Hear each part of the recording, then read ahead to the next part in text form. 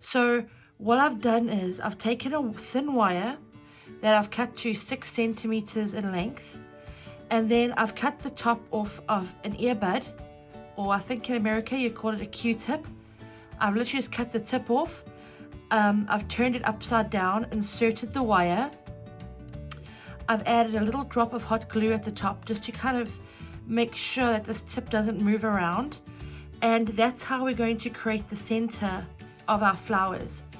And you can see on here the little lines is exactly like on the tomato flower. So yeah, it's a beautiful way to achieve it, but also a real simple, easy way, especially if you're making lots of them.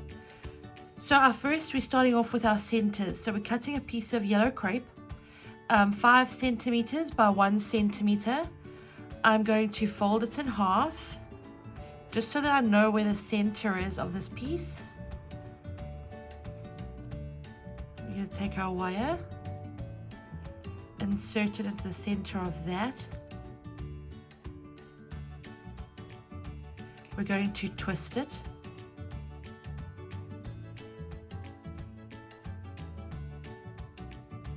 So let's just get some tacky glue on this side. And on this side. And we're going to be just sort of putting up one piece at a time. So I'm going to fold up this piece around that Q-tip. And we're trying not to stretch it out because we really want that creping to come through. And then on this side, I'm just going to spread the glue a little bit. And the same thing. And just very gently sort of fold it over. And then just give it a roll.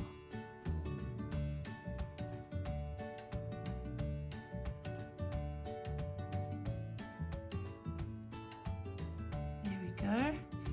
And if you feel that the tip is too long, you can always just trim it down.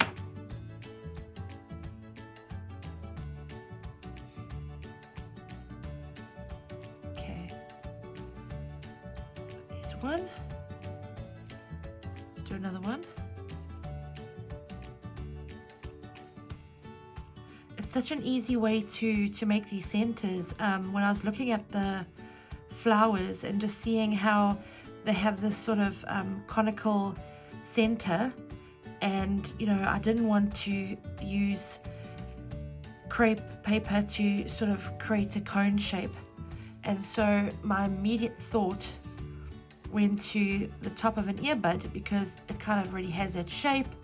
It's along the same sort of size as what I was looking for, so there's no need for measuring or trying to get their widths all the same.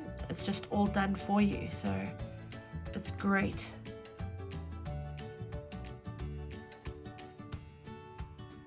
I'm just gonna make sure it's well adhered at the top.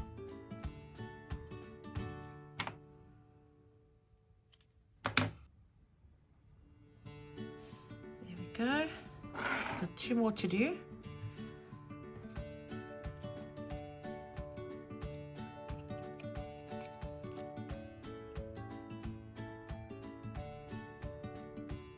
Whoops.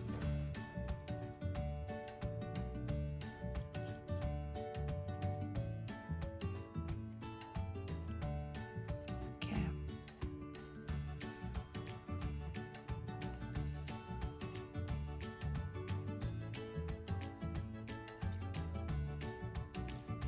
Get that around.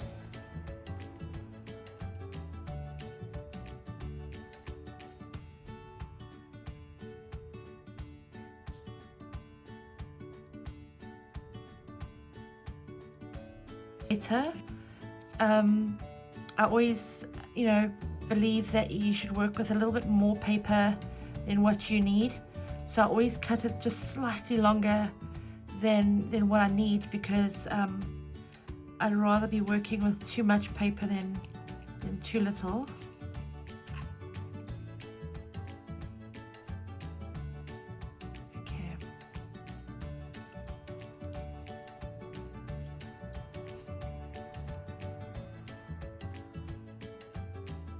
I tried to make these flowers as easy as I could. You know, it's funny enough, I mean, it looks like it's a lot of work, this whole vine, but it actually was super easy. And yeah, it wasn't time consuming, and I've tried to find sort of quicker ways to do things, because obviously time is money. So if you're needing to create a whole lot of these for an order or for arrangements, to find little sort of easy quick hacks is awesome. Absolutely awesome. So I hope you enjoy creating these. And I just love, even as they are, like I love the little lines on them and the texture on them. It just looks so organic. It's beautiful. Okay, so petals. We're going to get crepe, yellow crepe as well. And we're getting, it's 2 centimeters. Sorry, 2.5 centimeters by 1 centimeter. And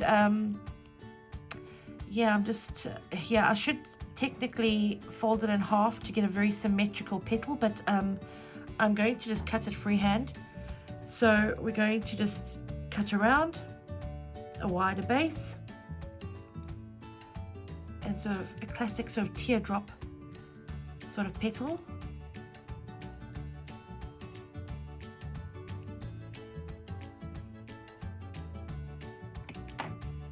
I don't mind if they're not perfect. We're going to sort of crinkle them up and give them some movement anyway, so any sort of slight imperfections you won't even notice, or variations.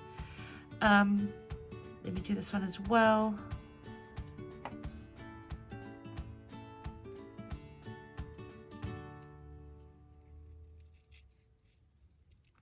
And if you don't like the petal shape, you can always go in afterwards and trim them down, which is what I did on these, and I was really happy with how they turned out.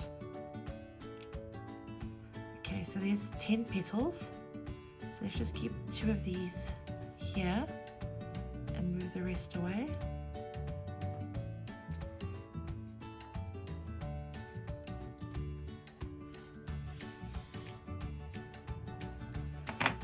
Okay, so there are various options. You can apply each petal one at a time, but I'm going to curl these out.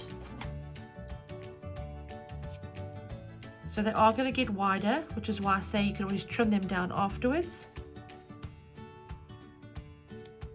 Or just tear it like I did.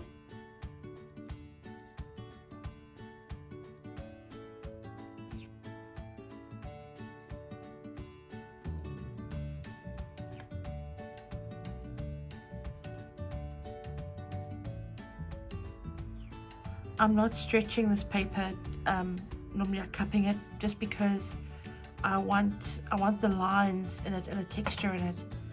Okay, so this is the way I'm going to do it. I'm going to take a little bit of hot glue, attach another petal,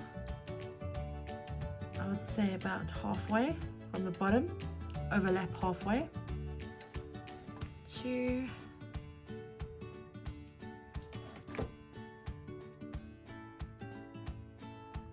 get it the right way, 3,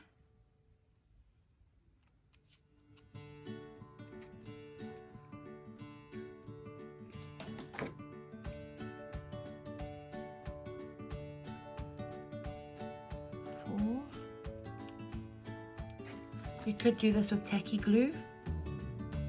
I just a little impatient with it, so I'm just going to go with hot glue today. 5. And then what I'm going to do is bring it around and glue it here as well. So basically this one should be, there's some glue over here.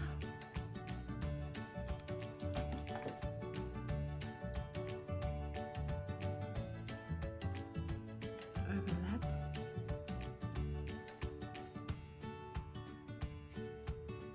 There we go. Let me just find a little wire here, just to make a hole there in the middle. What you can also do, because I really want this, I'll show you why. I want this a little bit wider at the bottom. And then what I'm going to do is at the base of this, I'm going to add some tacky glue.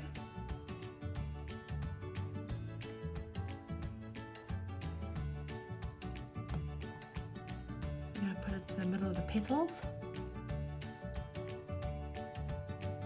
And if possible, I want to try and push these petals up a little bit so that some of that base of our center is sticking out over there. It's not, the petals aren't sitting flush against the wire, they're just slightly elevated on the center, and it's okay. The glue's still a bit wet on my center, so I can sort of sculpt it back if need be. I don't know if any of that just made sense, but yeah. And then I'm going to use, let me see here. I'm going to use this paintbrush handle to just sort of create some texture. And then I'm going to squeeze the petals a little bit to give them some organic look and feel. Just like that. Some you can even crumple up a bit more if you want to.